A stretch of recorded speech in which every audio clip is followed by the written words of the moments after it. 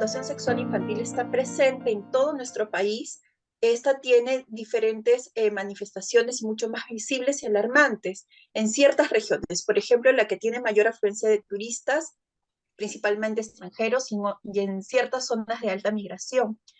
En nuestro distrito, en el Austino, observamos que a ciertas horas de la noche hay zonas y avenidas con mujeres de todas las edades que se dedican al comercio sexual, siendo notorio que muchas de ellas son menores de edad y además extranjeras. Estas características son propias del sistema de explotación sexual y muchos adolescentes son víctimas de esto porque pueden estar siendo forzadas por adultos y además podrían no tener otra forma de sobrevivencia. Entonces es importante abordar esta problemática para poder tener información y saber actuar al respecto, pero también para generar un espacio de concientización y hacerle frente precisamente a esta problemática que afecta seriamente a nuestros niños, niñas y adolescentes, además de que tenemos que proteger y promover los derechos de los niños, niñas y adolescentes. Bueno, para ello, estamos contando hoy con la presencia de la licenciada Ana Ladera. Ella es coordinadora del Centro de Atención y Orientación Legal y Psicosocial de SHF Alternativo, y también contamos con Carlos Romero, quien es abogado. Bienvenido, bienvenida, Carlos y Ana. ¿Cómo está, Carmen Sara? Qué gusto estar con ustedes y con los amigos de los servicios educativos del Agustino. Un gusto y gracias por la invitación, sobre todo para tocar temas tan importantes que están afectando la integridad y la dignidad de nuestros niños, niñas y adolescentes. Gracias a ustedes también por estar aquí. Bueno, podríamos iniciar tal vez brindando un panorama actual sobre nuestro país en relación a la explotación infantil.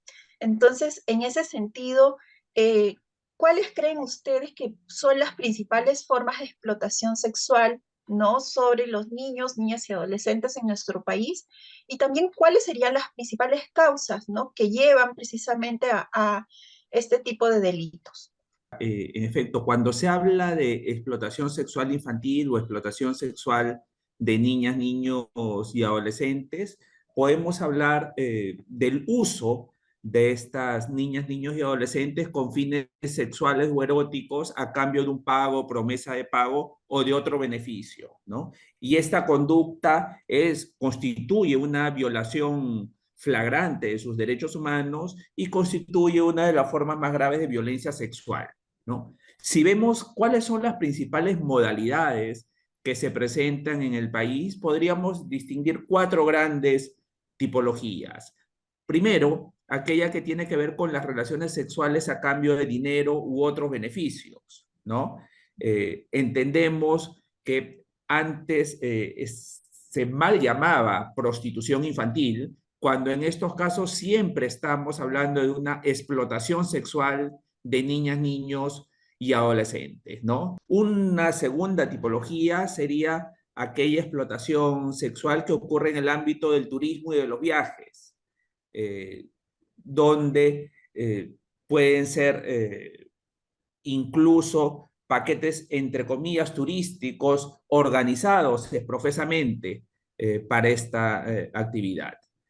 Luego tenemos la explotación sexual de niñas, niños y adolescentes en línea, eh, que son aquellos actos de naturaleza sexual contra cualquiera de estas personas que tienen algún momento un contacto o una conexión con el entorno virtual e incluye cualquier uso de las tecnologías de la información y las comunicaciones. Y aquí hablamos, por ejemplo, de material de abuso y explotación sexual infantil, lo que se conoce como pornografía infantil, o hablamos también del grooming, que es la captación que se hace de las niñas, niños y adolescentes, o del sexting no consentido, o de la sextorsión o chantaje sexual, ¿no?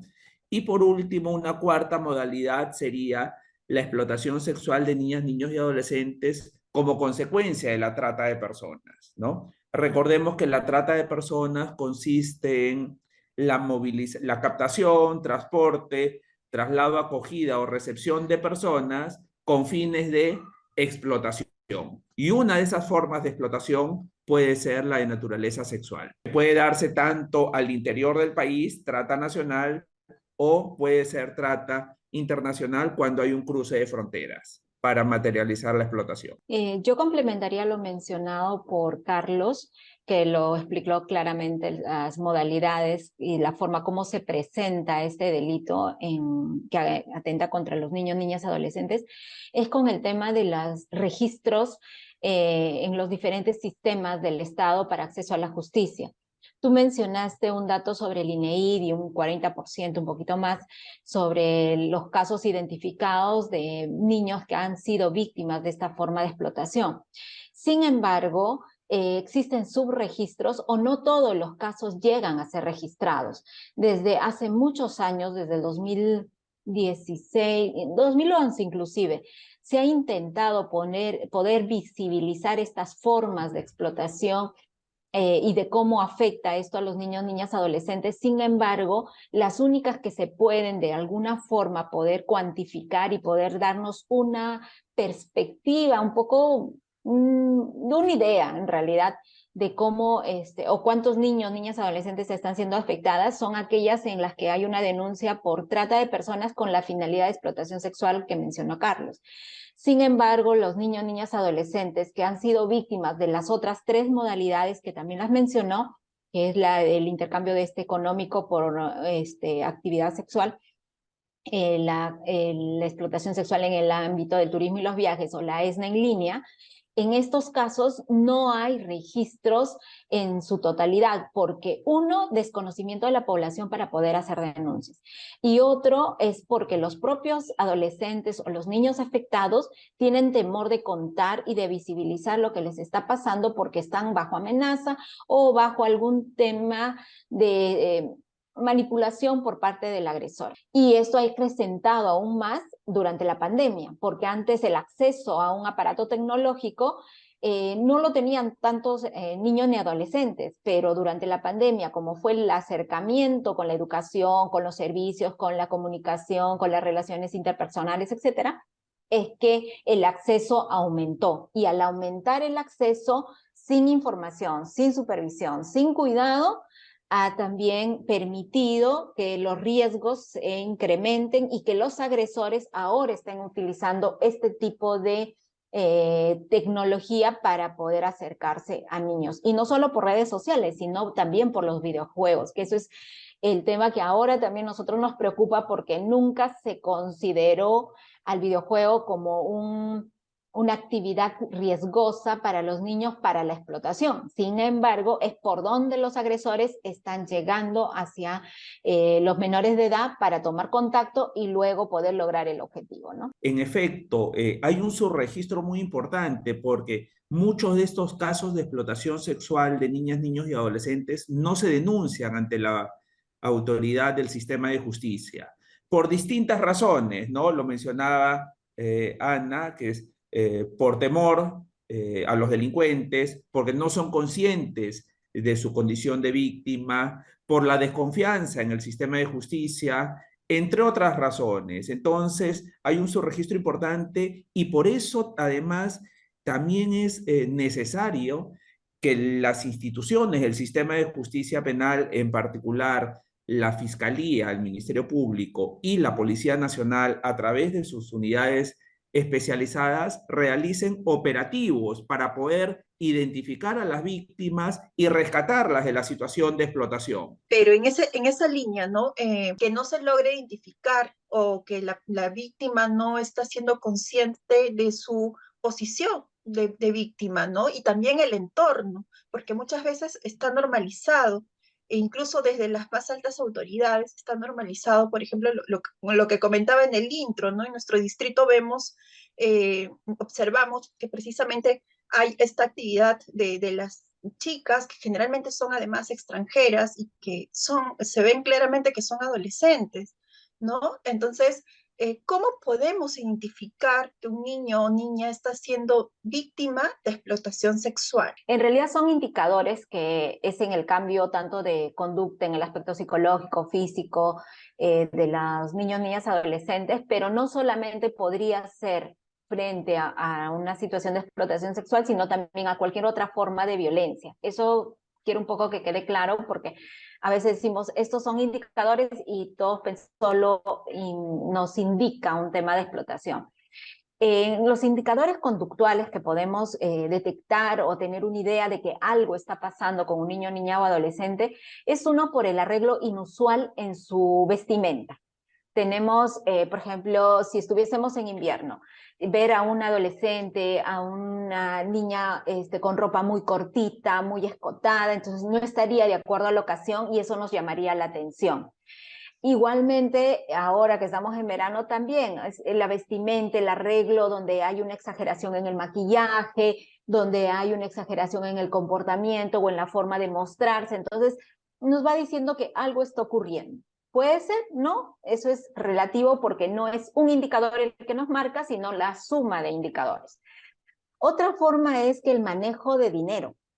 Si la familia tiene los recursos como para las atenciones básicas y algunas de recreación en la familia, pero no como para darle propinas en una fuerte suma a los niños, el manejo de dinero, y eso estamos observando es porque ¿de dónde están consiguiendo ese dinero? Tendríamos que hacernos la pregunta a los adultos que estamos cerca de esos niños. Si a la escuela lleva, no sé, 30 soles, 50 soles, lo están enviando de casa, llamar al papá, llamar a la mamá, al tutor legal y preguntar, ¿no? Usted le está dando esta cantidad de dinero y ahí uno puede ir viendo qué está ocurriendo.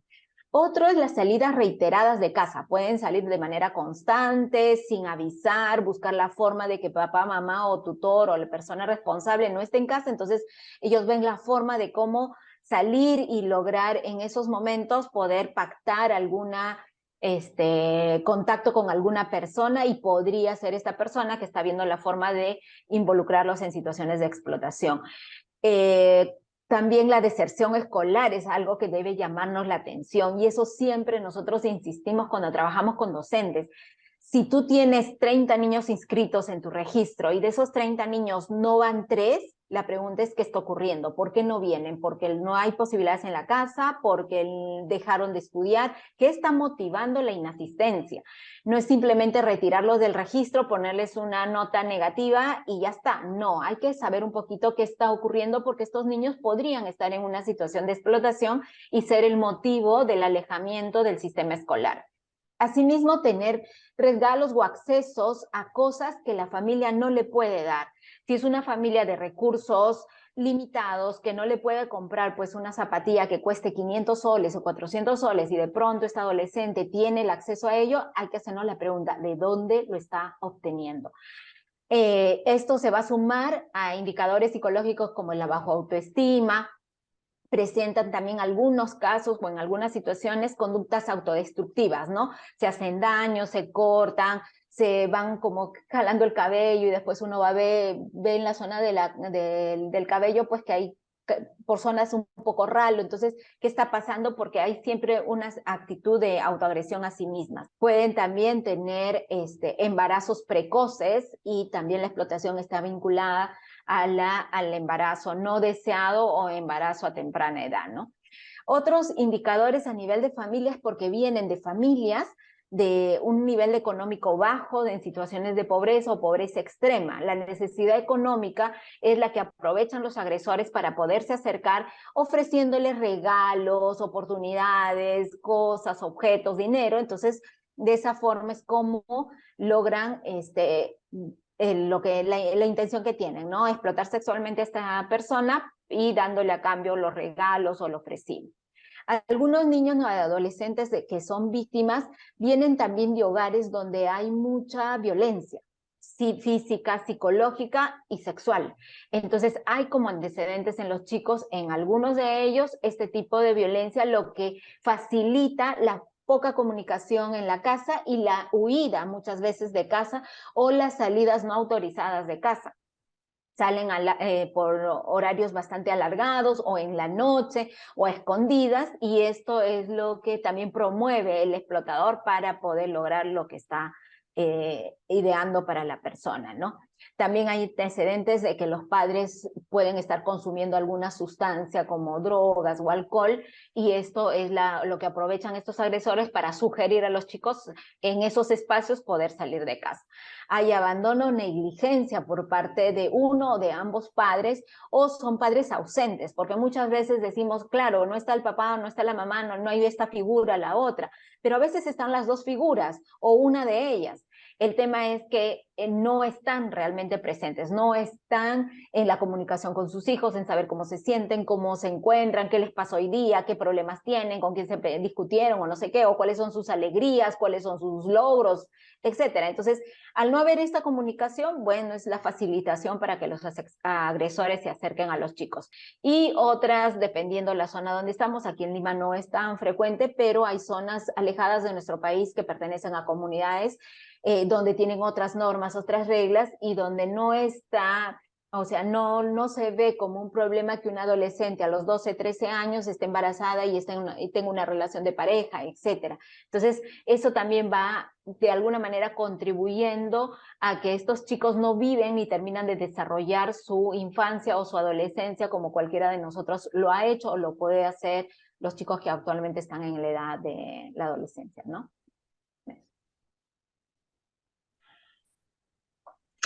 Gracias, Ana. Realmente nos has brindado una amplia información, muy precisa además, ¿no? Porque hay ciertas em, aportes que nos estás brindando que creo que pueden ocurrir cotidianamente, pero como bien enfatizaste, son la suma de varios puntos de los que tú has mencionado, ¿no? Y también me parece súper bueno este énfasis que haces también en el labor docente, ¿no? Que es el segundo lugar donde los niños, niñas y adolescentes pasan la mayor parte del tiempo y donde es posible también detectar precisamente todos estos puntos que nos has mencionado, ¿no? La labor también del docente desde otra dimensión donde también tienen esta responsabilidad.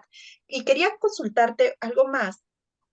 ¿Qué hacer cuando ya hemos podido identificar o sospechamos de una posible explotación sexual contra un niño que no necesariamente es un familiar, que podría ser un alumno o alumna, o tal vez un vecino o alguien que conozcamos que está pasando por esta situación?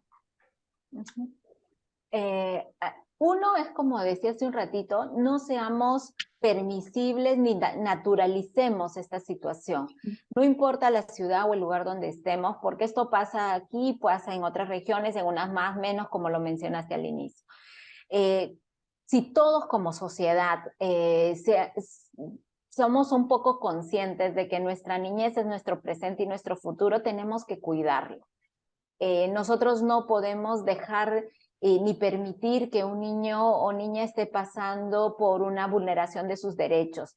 Y sobre todo en estas formas de violencia, porque no solamente es un daño físico el que se genera en la persona, sino es un daño psicológico y no un daño temporal. Muchas veces puede ser un daño permanente el que se origina, porque la situación de por ejemplo, autodestructiva, va a generar en la persona una lesión que él siempre lo va a recordar, y esa situación de violencia va a estar con ella toda su vida.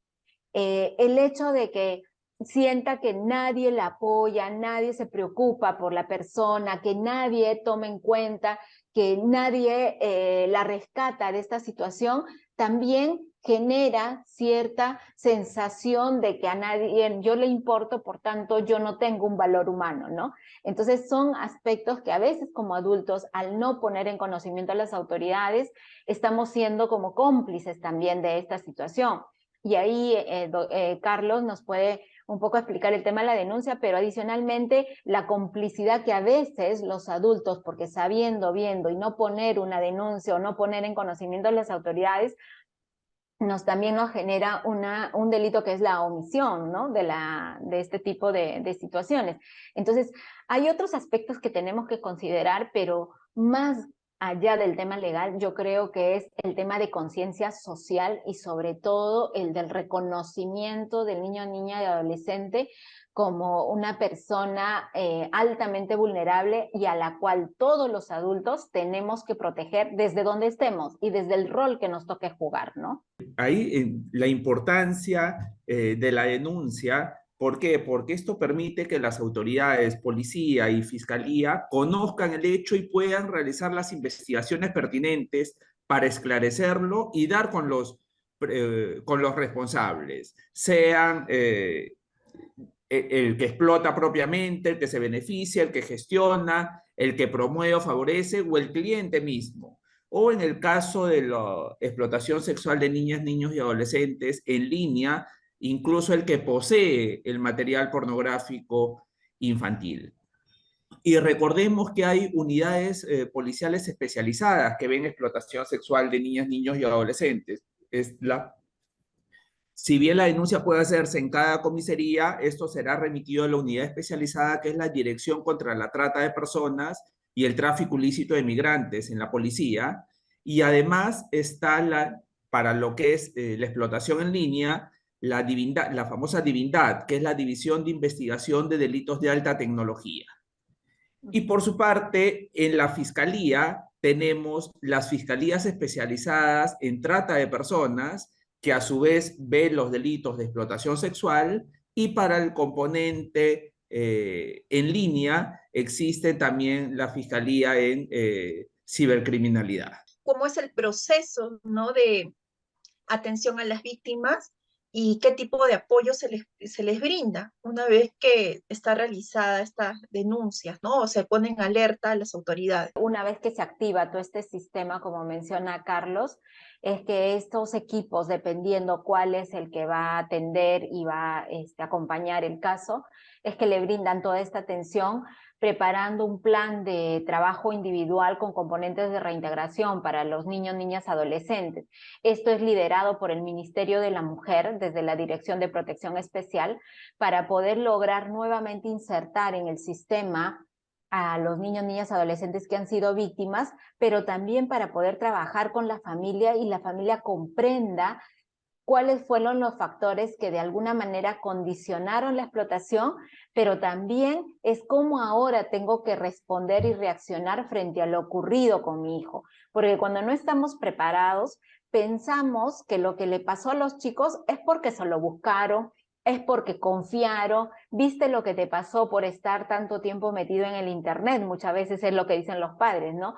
Pero también como adultos tenemos que reconocer que el acceso a la tecnología no es simplemente darles un equipo tecnológico, hay que acompañar a los chicos en ese uso.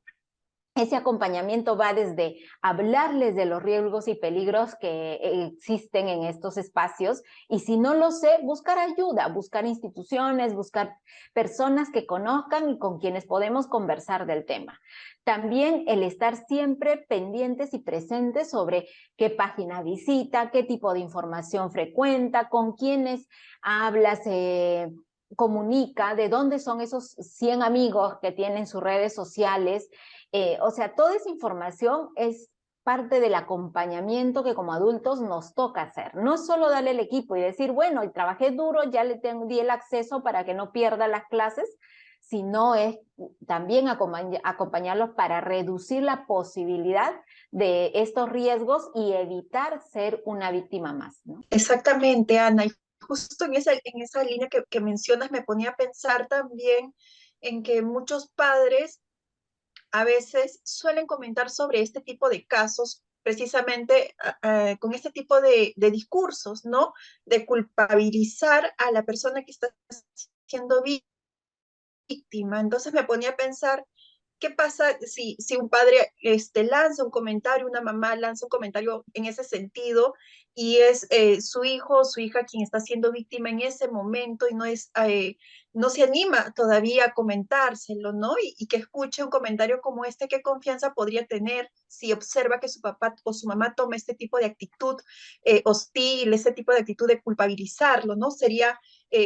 Les brindaría mucho menos confianza tal vez. Entonces creo que es bien importante lo que mencionas, ¿no? De brindar esta confianza, esta apertura para que sus hijos e hijas puedan confiar en ellos. Muy, muy importante, Sí, ¿no?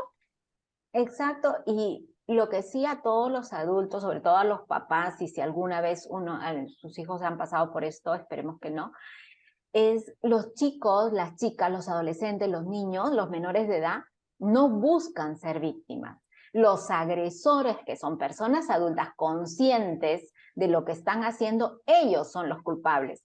Ellos son los que buscan las víctimas. Ellos se ingenian la forma de llegar a un niño, niña o adolescente a través del juego, a través de la apuesta, a través de la competencia, a través de generar confianza con los chicos. Y esto a los niños no los vuelve culpables, al contrario, los pone en mayor situación de vulnerabilidad. Y como adultos tenemos que reconocer, un niño, niña o adolescente no busca ser víctima de nadie. Somos los adultos y sobre todo aquellos que tenemos malas intenciones quienes somos responsables de todo lo que ocurra.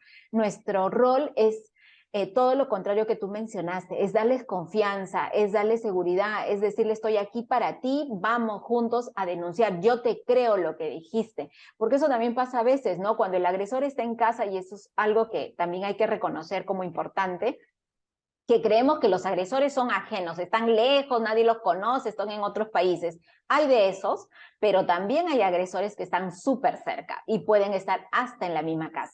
Entonces, cuando el adolescente, el niño, la niña nos dice, es que me tocó, o me dijo, o me miró así, no le puedo decir no te creo, hay que creerle y hay que accionar frente a ello, hay que buscar ayuda, porque puede ser a tiempo todavía de lograr que ese chico o chica no le pase nada.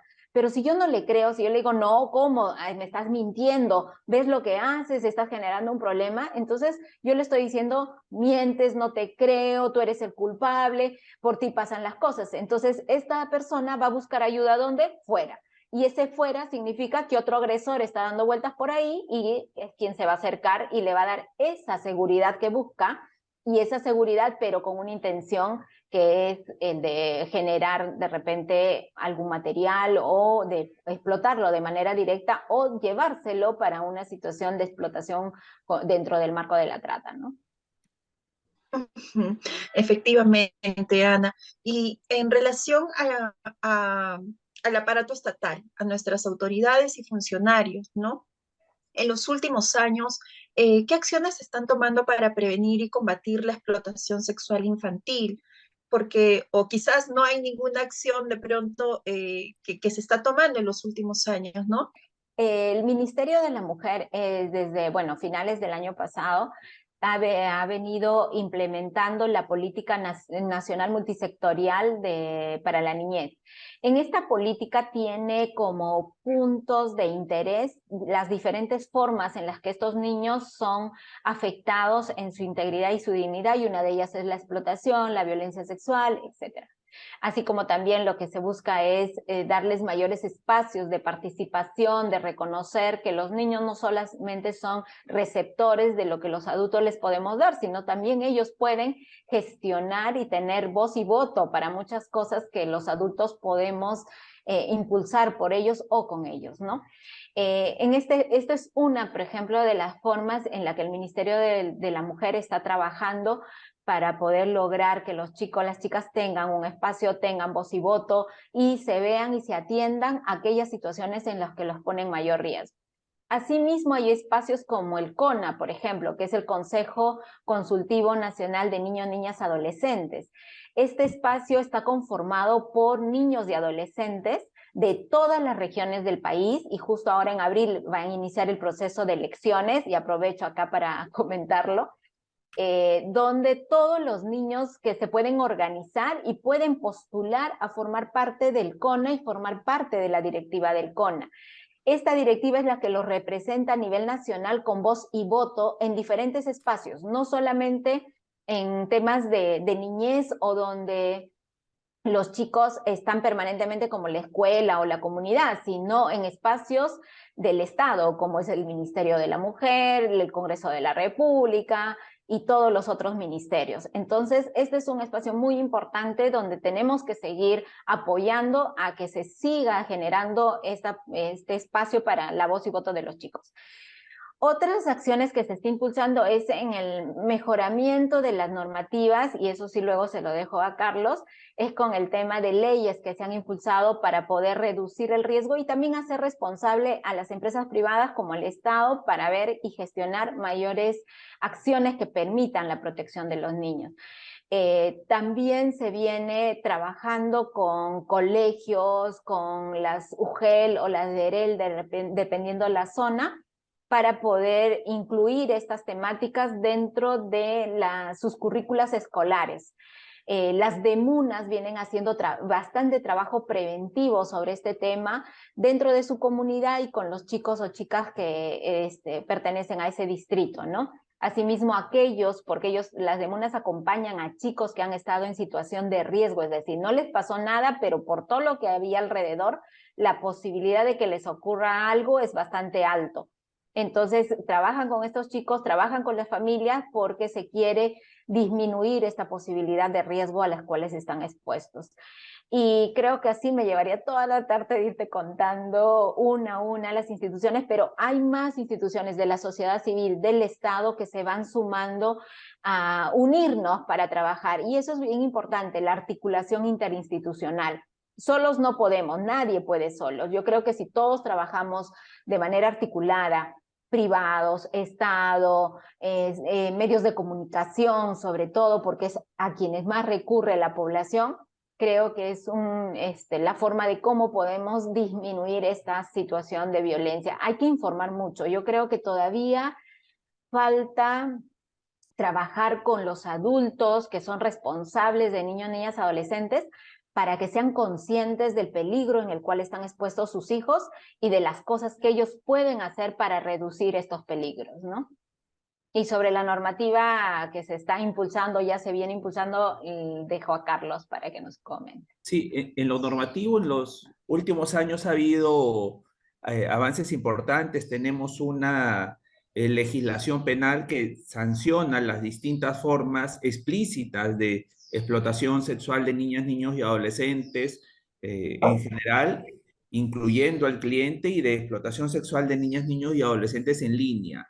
También hay normas vinculadas a aspectos preventivos relacionados a la promoción de los filtros en Internet que bloquean situaciones de explotación sexual de niñas, niños y adolescentes. Y más recientemente también ha habido una modificación en el Código Penal donde se considera que todos estos delitos de explotación sexual, incluyendo la trata de personas, que tiene por finalidad la explotación, son delitos que afectan la propia dignidad humana. ¿Qué desafíos se enfrentan precisamente las entidades gubernamentales, ¿no? Que trabajan precisamente en la prevención y la atención de la explotación sexual infantil en el Perú? Que Quizá, de pronto, ¿qué desafíos están enfrentando en este contexto, ¿no? quizá el principal desafío es cómo reducir la extendida impunidad que hay en estos delitos, ¿no? Ya sea porque muchos de estos delitos no se denuncian, cómo se eleva la confianza ciudadana y cómo se promueven distintos canales de denuncia para que los hechos lleguen a conocimiento de las instituciones, por un lado. Segundo, de los casos que llegan a conocimiento de las autoridades, cómo se hace una investigación más eficaz que permita sancionar oportunamente a los delincuentes. Y tercero, quizá en lo que se refiere a la explotación sexual de niñas, niños y adolescentes en línea, cómo dotar de las herramientas tecnológicas a las unidades policiales especializadas para que sea más efectivo la investigación. Entre otros mecanismos, el patrullaje virtual, por ejemplo, ¿no? Bueno, les agradezco a ambos por sus intervenciones, realmente ha sido bastante claro, ¿no? Y sobre todo en un lenguaje que es posible entenderlo. A veces el tema, por ejemplo, sobre todo el tema legal, siempre suele ser un poco complicado y complejo de comprenderlo, pero les agradezco mucho que a ambos que hayan podido también hacernos esta síntesis, ¿no? Acerca de este delito y también sobre todo que han enfatizado en la gran responsabilidad que tenemos también como sociedad civil para erradicarlo y también para prevenirlo. Entonces, me gustaría, por favor, que pudieran dar algunas palabras finales para despedirse de nuestro público, que también lo ven los niños, niñas y adolescentes. Bueno, a los niños, niñas, adolescentes, la sugerencia es no confiemos en aquellos que no conocemos. Frente a un celular, una computadora, tu juego, tu red social, hay personas que pueden ser reales como otras que pueden ser creadas y con intenciones que no son nada buenas para ti. Entonces, no hay que confiar, hay que averiguar un poquito más antes de aceptar esas amistades y sobre todo aceptar ese tipo de información o solicitudes que nos pueden hacer que a nosotros nos causa preocupación, que nos parece raro, que nos hace sentir incómodos, porque eso puede tener alguna mala intención.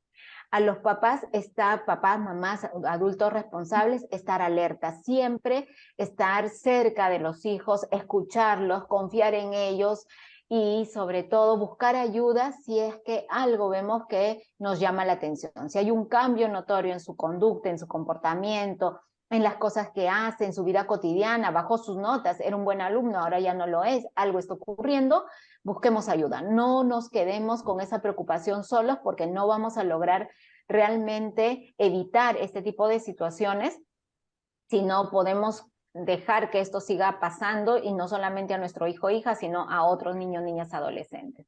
Y a la comunidad no permitir ni naturalizar estas situaciones. Están las autoridades, poner en conocimiento esta información, llamar a la 1818, a la 1810, que son líneas tanto del Ministerio del Interior como del Ministerio de la Mujer, para situaciones en las que los niños, niñas, adolescentes están siendo afectados sus derechos. Entonces, poner en conocimiento a las autoridades, porque esa es la única forma que podemos reducir que estos agresores se sigan acercando a los niños, a las niñas, a los adolescentes, y también podemos proteger y darle todos los servicios que corresponda a la persona que ya ha pasado por esta situación de violencia, ¿no?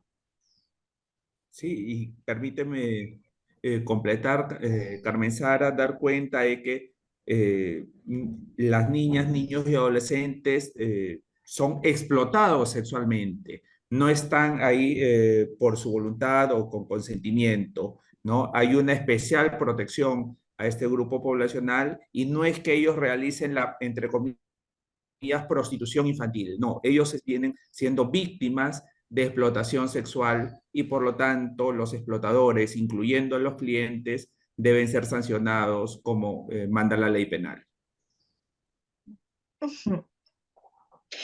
Muchas gracias, Carlos y Ana. Y bueno, con esto finalizamos el programa. No se olviden de compartir esta información en este programa para que muchas más personas puedan acceder a la información. Y recuerden que ningún niño, niña o adolescente busca ser víctima de la explotación sexual infantil. Los responsables siempre son los agresores. Nos vemos en el próximo programa.